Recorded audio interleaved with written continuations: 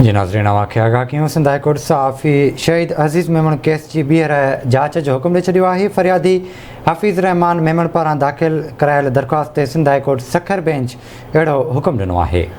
खे आगाही ॾींदा breaking news है। अदालत में फ़रियादी दरख़्वास्त दाख़िल कराई हुई त शहीद अज़ीज़ मेमण जी हयाती जे ॾिनल बयाननि खे केस में शामिल कयो वञे।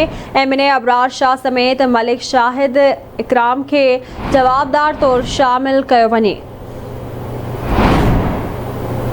खे आगाही ॾींदा ब्रेकिंग न्यूज़ आहे। सिंध हाई कोर्ट सहाफ़ी शहीद अज़ीज़ मेमण केस जी ॿीहर जांच जो हुकुम ॾेई छॾियो आहे।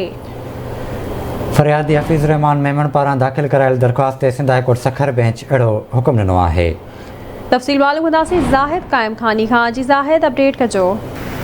जी बिल्कुल, रायपुर के शहीद सहाफ़ी अज़ीज़ मेमण कत्ल केस में इंतहाई अहम अखबारी दी है। Sindh high court Sukkur bench जो है रायपुर के शहीद सहाफ़ी अज़ीज़ मेमण कत्ल केस की ॿीहर जांच लाइ सिंध हुकूमत के जो है अज हुकुम जारी करे छॾियो आहे।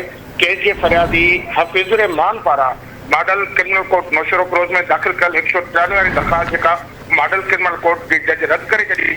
हुन फैसले के खिलाफ हाई कोर्ट सखर बेंच में एक दरख़्वास्त दाख़िल की पंहिंजे वकील शबीर बोज़ार ऐं अमर इम्तियाज़ मेमण मार्फत, जंहिंमें अॼु जस्टिस ज़ुल्फ़िकार साहनी जेको आहे ॿुधणी दौरान जेको आहे वकीलनि जे दलीलनि खां पोइ हुकुम जारी कयो आहे सिंध हुकूमत खे त अज़ीज़ मेमण कत्ल केस जी जेका ॿीहर जांच कई वञे।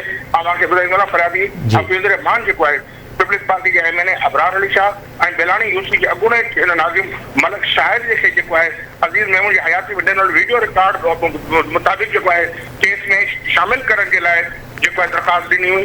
अॼु Sindh high court Sukkur bench जेको आहे Sindh high court Sukkur bench जेको आहे सिंध हुकूमत खे हुकुम ॾिनो आहे त जेको अज़ीज़ मेमण कत्ल केस जेको आहे ॿीहर जांच कई वञे। जी ठीकु आहे ज़ाहिद, वॾी महिरबानी अव्हां जी तफ़सील खां आगाह करण लाइ।